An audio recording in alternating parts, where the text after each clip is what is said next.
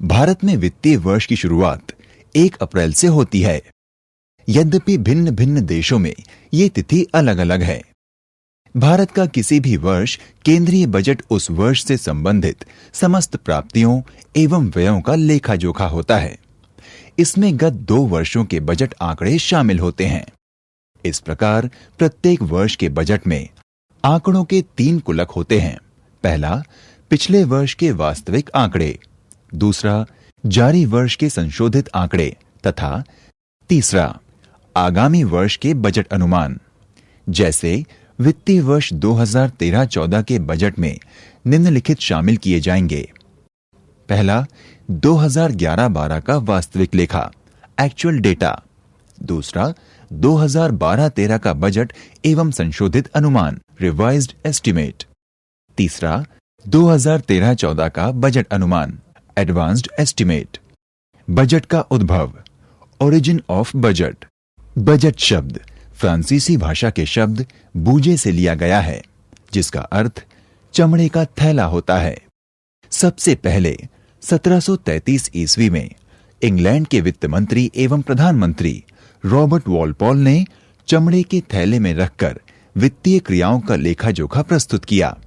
तभी से इस वित्तीय लेखा जोखा को बजट कहने की परंपरा प्रारंभ हुई। सर्वप्रथम फ्रांस में 1803 में बजट शब्द का प्रयोग किया गया। भारत में budget, budget in India. Bharat में सर्वप्रथम बजट 7 अप्रैल 1860 ईस्वी को वायसरॉय लॉर्ड कैनिंग के कार्यकाल में सर जेम्स विल्सन ने वायसरॉय की कार्यकारिणी परिषद में प्रस्तुत किया था। भारत में जेम्स विल्सन को बजट प्रणाली का जनक माना जाता है। स्वतंत्र भारत का प्रथम बजट भारत के प्रथम वित्त मंत्री R.K. षडमुखम चेट्टी द्वारा 26 नवंबर 1947 को प्रस्तुत किया गया। भारतीय संविधान में बजट का उल्लेख। भारत के संविधान में अनुच्छेद 112(1) में वार्षिक वित्तीय विवरण, एनुअल फाइनेंशियल स्टेटमेंट का उल्लेख किया गया है। भारतीय संविधान में बजट शब्द का उल्लेख नहीं किया गया है। भारत में बजट का निर्माण वित्त मंत्रालय करता है, जिसमें वो सभी प्रशासनिक मंत्रालयों से बजट का अनुमान प्राप्त करता है। योजना आयोग बजट निर्माण में वित्त मंत्रालय की मदद करता है। नवीन योजनागत योजना के मामले में राष्ट्रपति की पूर्व अनुमति से बजट संसद में प्रस्तुत किया जाता है। सामान्यतः प्रत्येक वर्ष फरवरी के अंतिम कार्य दिवस पर बजट लोकसभा या राज्यसभा में पेश किया जाता है। जिस दिन बजट प्रस्तुत किया जाता है, उस दिन बजट पर कोई बहस नहीं होती है। संविधान के अनुच्छेद 202 में राज्य बजट व्यवस्था का उल्लेख किया गया है। इसमें भी बजट को वार्षिक वित्तीय विवरण की संज्ञा दी गई है, जो कि राज्यपाल राज्य विधानमंडल में प्रस्तुत करवाता है। नोट: विलियम ऑकवर्थ की अध्यक्षता में वर्ष 1921 में the east India railway committee नाम से एक समिति बनाई गई थी, जिसके सुझाव पर वर्ष 1924 में रेल बजट को आम बजट से अलग प्रस्तुत करने का निर्णय लिया गया। बजट का ढांचा, स्ट्रक्चर ऑफ बजट। भारत के संविधान में अनुच्छेद 266 और 267 में बजट का ढांचा दिया हुआ है, जिसमें बजट प्रस्तुत करने के 3 खातों का वर्णन किया गया है। पहला, समेकित कोष या संचित कोष, कंसोलिडेटेड फंड। भारत के संविधान में वर्णित अनुच्छेद 266(1) के अनुसार वो कोष जिसमें सरकार की समस्त राजस्व आय सरकार द्वारा निर्गमित ट्रेजरी बिल्स तथा ऋणों के पुनर्भुगतान से सरकार को प्राप्त मुद्रा या अर्थोपाय अग्रिम के माध्यम से उगाए गए ऋण समेकित कोष के अंतर्गत आते हैं। राज्यों से संबंधित इसी प्रकार की समस्त प्राप्तियां राज्य समेकित फंड कहलाती हैं। संसद की अनुमति लिए बगैर इस कोष से धन की निकासी नहीं हो सकती। संसद ये अनुमति विनियोग विधेयक के माध्यम से प्रदान करती है। दूसरा, सार्वजनिक खाता, पब्लिक अकाउंट्स। भारतीय संविधान के अनुच्छेद 266(2) के आधार पर समेकित कोष अर्थात संचित फंड के अतिरिक्त प्राप्तियां, जिन्हें सरकार दूसरों के लिए अपने पास रखती है तथा बाद में लौटा देती है, सार्वजनिक खाते के अंतर्गत आती है। सार्वजनिक खाते में जमा धन को निकालने, भुगतान करने के लिए संसद की अनुमति लेना आवश्यक नहीं है। इनके संबंध में सरकार मात्र एक कस्टोडियन या बैंकर के रूप में कार्य करती है। सार्वजनिक खाते के अंतर्गत निम्न खाते आते हैं। नंबर 1, राष्ट्रीय अल्प बचत योजना। नंबर 2, जमा तथा अग्रिम। Number 3, provident fund. नंबर 4, संचित कोष। तीसरा, आकस्मिक कोष, कंटिंजेंसी फंड। ये आकस्मिक व्यय से संबंधित राशि है जो केंद्र सरकार से संबंधित राष्ट्रपति के पास तथा राज्य सरकार से संबंधित राज्यपाल के पास प्रयोग करने के लिए होता है, जिससे आकस्मिक व्ययों की पूर्ति की जा सके तथा संसद से अनुमति लेने तक इन व्ययों को टाला ना जा सके। 1999 में पारित एक अध्यादेश द्वारा आकस्मिक कोष की राशि 500 करोड़ रुपए कर दी गई। प्रारंभ में आकस्मिक कोष की मूल राशि 50 करोड़ रुपए थी। वेस्टमिंस्टर मॉडल पर आधारित हमारी संसदीय व्यवस्था में संविधान के तहत चुने गए प्रतिनिधियों को आय और व्यय के फैसले लेने का अधिकार दिया गया है। तदनुरूप स्वतंत्र भारत में सर्वप्रथम बजट प्रथम भारतीय वित्त मंत्री R.K. षणमुखम चेट्टी द्वारा 26 नवंबर 1947 को प्रस्तुत किया गया। भारत में प्रारंभ में रेल बजट व आम बजट को एक साथ प्रस्तुत करने का चलन था, किंतु 1921 में गठित ऑकवर्थ समिति की सिफारिशों के आधार पर 1924 में रेल बजट को आम बजट से अलग प्रस्तुत करने का निर्णय लिया गया। 1925 में पहली बार रेल बजट व आम बजट को अलग अलग प्रस्तुत किया गया और तब से लेकर आज तक यही प्रक्रिया अपनाई जा रही है। पहले बजट फरवरी माह के अंतिम दिन शाम 5 बजे प्रस्तुत किया जाता था, किंतु वित्त मंत्री यशवंत सिन्हा ने सन 1999 में पुरानी परंपरा को बदलकर फरवरी माह के अंतिम दिन 11 बजे दिन में बजट प्रस्तुत करने की परंपरा की शुरुआत की। वित्त मंत्री के बजट भाषण के 2 भाग होते हैं, नंबर 1 पार्ट ए और number 2 part B. Part A में अर्थव्यवस्था की सामान्य रूपरेखा तथा विभिन्न योजनाओं पर आवंटन का उल्लेख होता है, जबकि पार्ट बी में कर प्रस्तावों का उल्लेख होता है। वित्तीय बिल, फाइनेंशियल बिल लोकसभा में प्रस्तुत करने के पश्चात 75 दिनों के भीतर वित्तीय अधिनियम बनना आवश्यक है। जब तक वित्तीय अधिनियम फाइनेंशियल एक्ट लोकसभा में पारित नहीं हो जाता, तब तक सरकार बजट में से कोई भी खर्च नहीं कर सकती है। किंतु प्रश्न ये उठता है कि क्या सरकार वित्तीय अधिनियम पारित करने के पूर्व कोई खर्च नहीं कर सकती है, या करती है तो उसका क्या प्रावधान है? केंद्र सरकार वित्तीय अधिनियम के पारित होने से पूर्व लेखानुदान अर्थात वोट ऑन अकाउंट से संपूर्ण व्यय करती है। अंतरिम बजट, किसी कारणवश आम बजट के प्रस्तुत न होने की स्थिति में 1 वर्ष से कम अवधि के लिए जो बजट प्रस्तुत किया जाता है उसे अंतरिम बजट कहते हैं। ये बजट उस समयावधि में आय एवं व्यय के संबंध में संसद में स्वीकृति के लिए प्रस्तुत किया जाता है। भारत में षणमुखम चेट्टी ने 1947 में एक अंतरिम बजट प्रस्तुत किया था, जो भारत का प्रथम बजट भी था। बजट के भाग, पार्ट्स ऑफ बजट। अनुच्छेद 112(2) बा के अंतर्गत ये आवश्यक है कि सरकार राजस्व व्ययों तथा अन्य व्ययों के बीच अंतर प्रदर्शित करे। इसलिए बजट को 2 भागों में प्रस्तुत किया जाता है, नंबर 1 राजस्व बजट तथा नंबर 2 पूंजी बजट। राजस्व बजट तथा पूंजी बजट में प्रदर्शित संपूर्ण प्राप्तियां संचित फंड की संपूर्ण प्राप्तियां प्रदर्शित करती हैं, जबकि राजस्व बजट तथा पूंजी बजट में प्रदर्शित समस्त व्यय संचित फंड के संपूर्ण व्यय प्रदर्शित करते हैं। बजट के दोनों भागों का वर्णन क्रमशः आगे किया जा रहा है। नंबर 1 राजस्व बजट, रेवेन्यू बजट। राजस्व बजट के 2 भाग हैं, ए राजस्व प्राप्तियां तथा बी राजस्व व्यय। ए राजस्व प्राप्तियां, रेवेन्यू रिसिप्ट्स। राजस्व प्राप्तियों से तात्पर्य सरकार की उन समस्त प्राप्तियों से है जिनको लौटाने का दायित्व सरकार के ऊपर नहीं होता, अर्थात इन प्राप्तियों के संबंध में सरकार की कोई देनदारी लायबिलिटी सृजित नहीं होती है। राजस्व प्राप्तियां राजकीय आय में वृद्धि करती हैं, जैसे नंबर 1 कर से प्राप्त आय, गैर कर आय तथा नंबर 2 विदेशी अनुदान आदि। राजस्व प्राप्तियों के दो स्रोत हैं, कर राजस्व प्राप्तियां तथा गैर कर राजस्व प्राप्तियां। नंबर 1 कर राजस्व प्राप्तियां, टैक्स रेवेन्यू रिसिप्ट्स। राजस्व प्राप्ति का सबसे प्रमुख स्रोत करारोपण है। कर जनता द्वारा सरकार को किया जाने वाला अनिवार्य भुगतान है। कर के भुगतान की मात्रा कर आधार तथा कर की दर पर निर्भर करती है।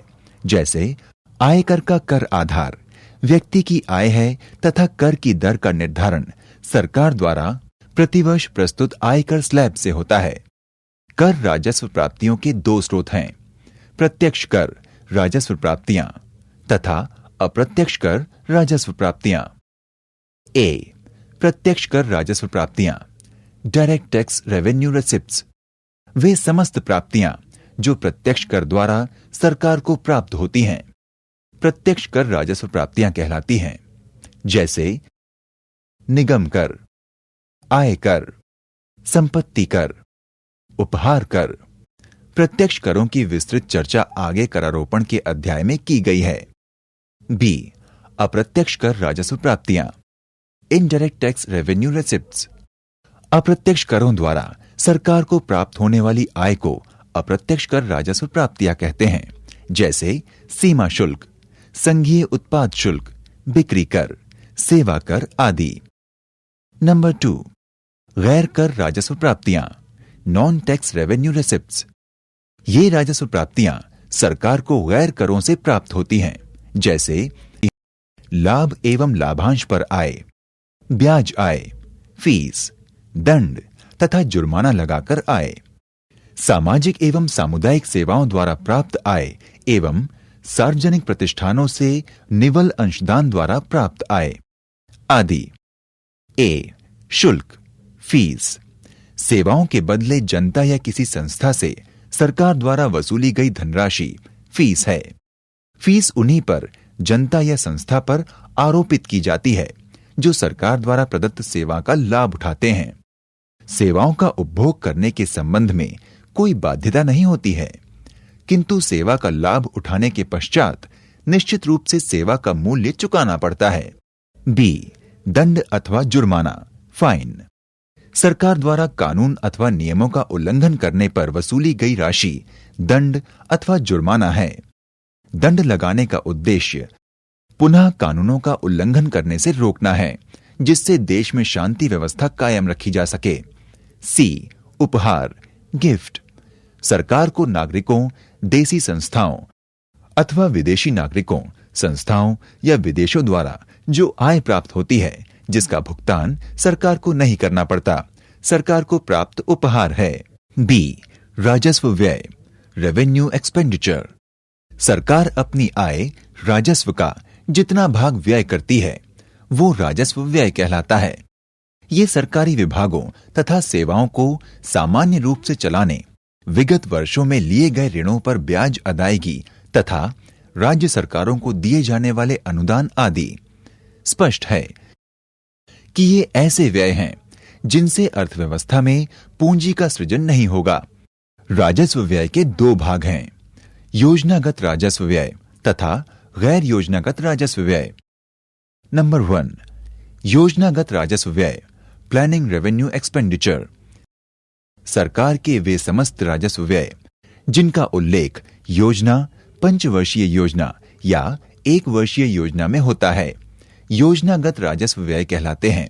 जैसे शिक्षा पर व्यय, स्वास्थ्य पर व्यय, कृषि पर व्यय, सेवा पर व्यय आदि। 1987-88 से पूर्व योजनागत व्यय को विकासात्मक व्यय कहा जाता था। नंबर 2 गैर योजनागत राजस्व व्यय, नॉन प्लान रेवेन्यू एक्सपेंडिचर। ऐसे राजस्व व्यय जिनका उल्लेख सरकार की योजना में नहीं होता है, गैर योजनागत राजस्व व्यय कहलाते हैं।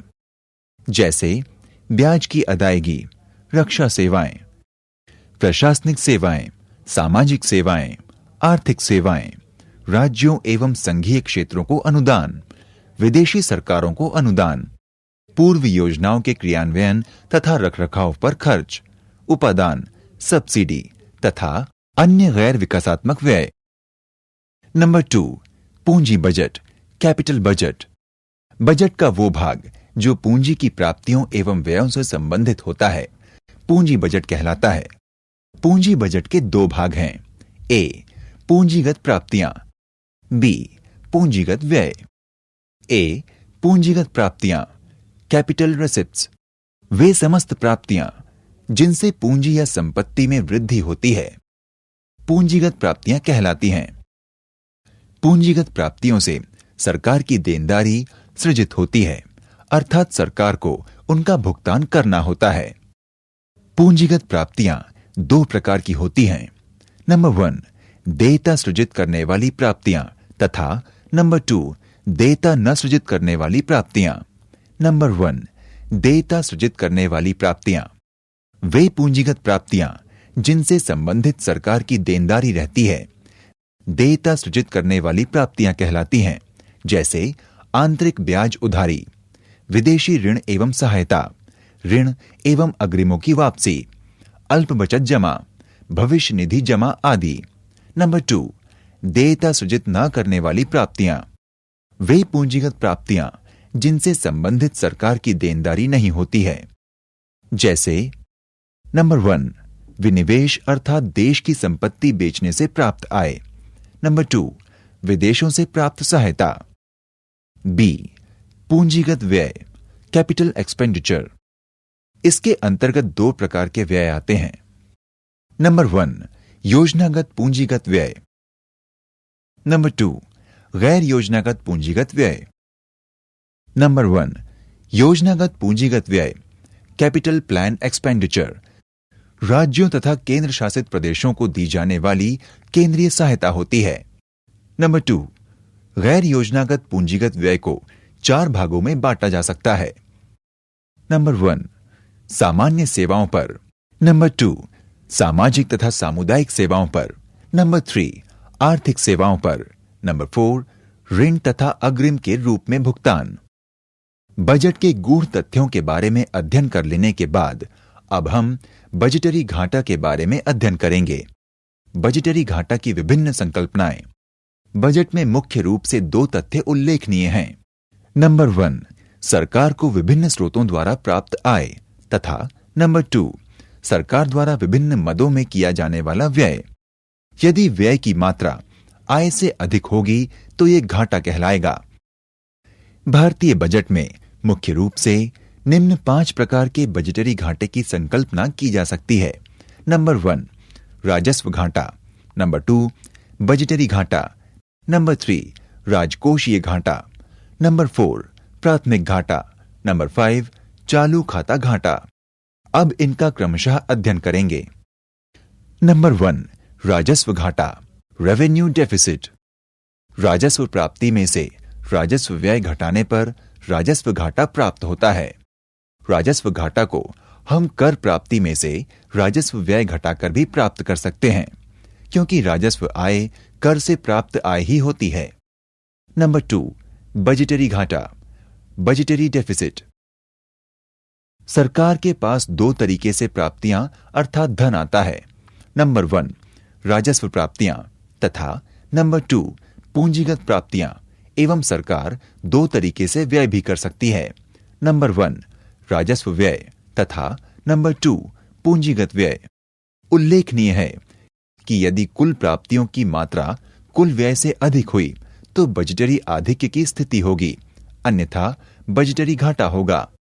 यदि बजटरी घाटा हो तो भारत सरकार इस घाटे की पूर्ति रिजर्व बैंक में सरकार की जमा पूंजी से या आरबीआई के पास सरकारी प्रतिभूति रखकर ऋण के रूप में धन प्राप्त कर सकती है।